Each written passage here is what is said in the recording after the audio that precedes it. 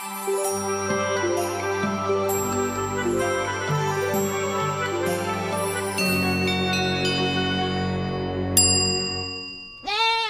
it's the Love Goat. And I didn't expect to deliver the words I've been kind of smashing down for some hours on the topic at hand. But I want to say, well, I feel changed. And I feel like it was purposeful that this happened before I'm going to deliver the message that I have for this. As I was smashing down the words yesterday, I'll say smashing because I felt aggressive, I felt accusatory, and I didn't feel very loving. And I really started this channel. I wanted to feel like the Ted Lasso of the world. I'm not Ted Lasso, but who doesn't want to be him, right? Again, I'm going with this because I think everything happens for a reason. I will get to the topic, but I think this is equally as important because it's about being loving and it's about how we can change and about how sometimes it takes something to get there. Because, like I said, it was actually yesterday when I was writing about ageism and my thoughts, and it was sort of like I was being biased as well. And my heart is softened and I'm in a different mood.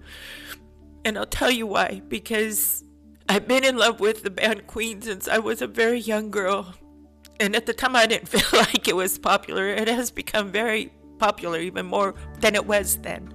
And my family has been having a text discussion about a couple of songs, and one of them is and has been my favorite Queen song before it was very popular, and that is the song Love of My Life. And I don't allow myself to listen to music that moves me so much. I think the popular term is I get overstimulated because of my love for the music. And I wanted to hear the older version again of Love of My Life because there was a shift from when it went from piano-centric to the acoustic-centric version that they came to play on stage at concerts.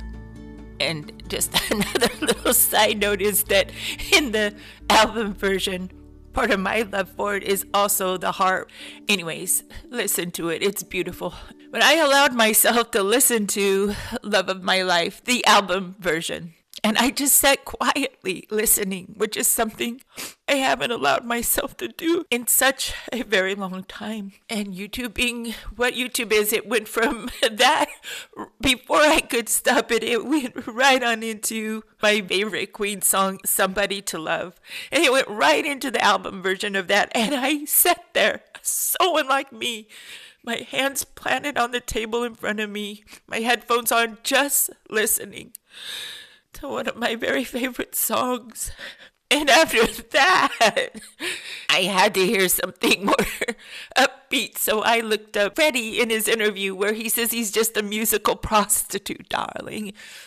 And I was thinking how we're all prostitutes, I guess. I clicked off that and incoming was a story I'd never heard before. And I'm going to pin the link. What a beautiful story about one of their concerts and a young girl who found her way onto the stage. Thus, my demeanor and my heart took a shift, and now it is time for me to get my words out about it. And please forgive me if I'm not doing as well as I'd like to, but I'd rather be real than polished. Aging. I hope everyone will put some thought into this because there's a lot to this for everyone, and it's not too long. So imagine if younger people truly understood that one day they'll be older too.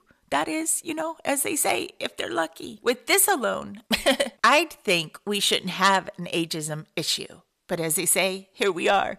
Or should I say, here I am. I also struggle to understand how so many people who love their parents and grandparents can still speak so dismissively about older adults as a whole. For instance, get off my lawn is a derogatory reference insinuating that if someone calls out someone defacing their yard, they must be old and therefore a curmudgeon. But is keeping a well-kept yard actually crazy and worthless? No, it's quite the opposite, actually.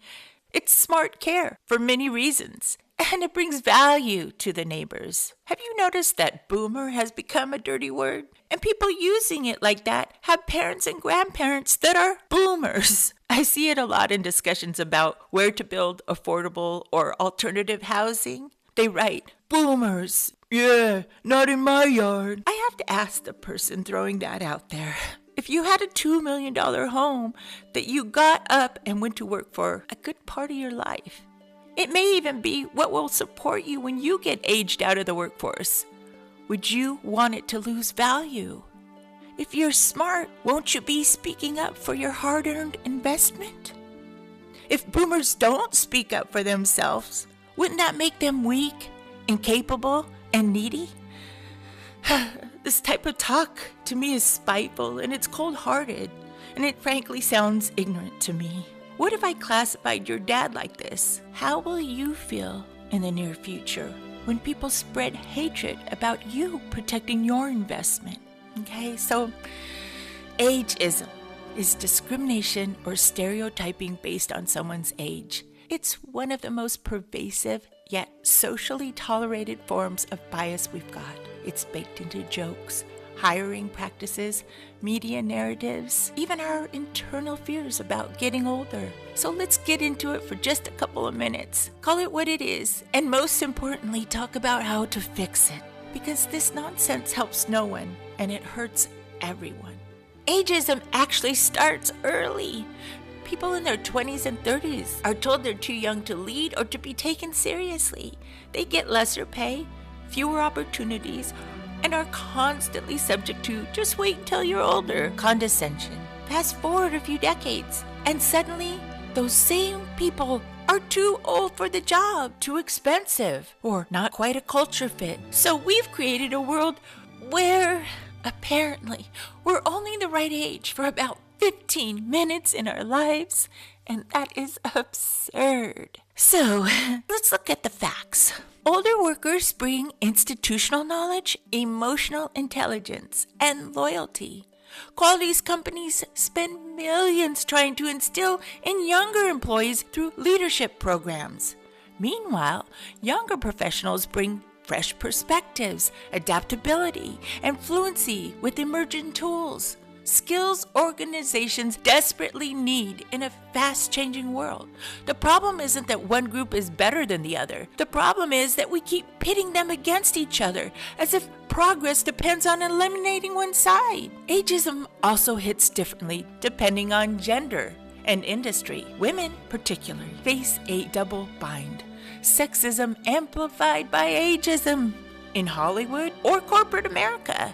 Once a woman is past their prime, they vanish from the screen and the boardroom alike. And yet, studies show businesses led by older women outperform many of their youth-led counterparts in creativity and sustainability. But we don't celebrate that because we're conditioned to idolize novelty instead of wisdom.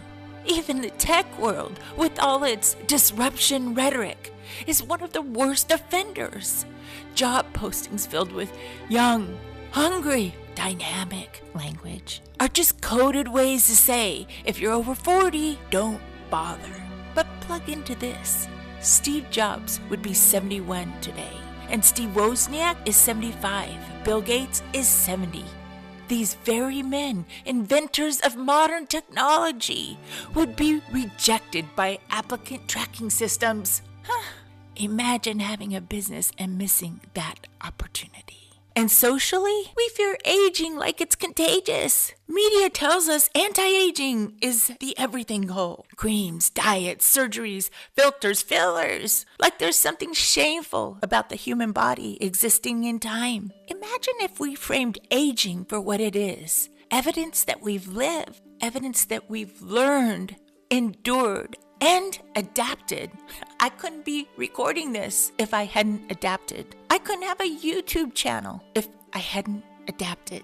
And frankly, I couldn't have this channel if I didn't have any experience to lend to it. If I hadn't lived this long, I wouldn't have what I'm going to bring to it. The irony of ageism is that it's the only bias you're guaranteed to experience if you live long enough. Ageism will come for everyone, no matter how intersectional or privileged you are. It's like being complicit in a system that's actively planning to discriminate against your future self. It's crazy. I don't like to talk about anything unless we can talk about some solutions. I only have a minute or two of them, but here goes. Fixing ageism means changing systems and stories, not just attitudes. Let's start with an easy one that I hear rolling off people's tongues with seemingly no qualms. And this is, watch how you refer to older people. I say you only because I am not guilty of this and never have been. And my description was older, not old. It's not only mean to the person, it's harmful to society and the person's reputation. No matter your age, doing this is making it worse for yourself. Do you want someone to refer to your parents or grandparents that way, in that tone? Do you want people to refer to you that way? Another one, stop fetishing youth. Show older people as protagonists, innovators, romantic leads, not comic relief or background mentors. The stories we tell shape what we think. If you catch yourself saying, I'm too old for that, stop. Ask yourself, according to who? Because those limits usually come from someone else's fear or marketing campaign, not reality.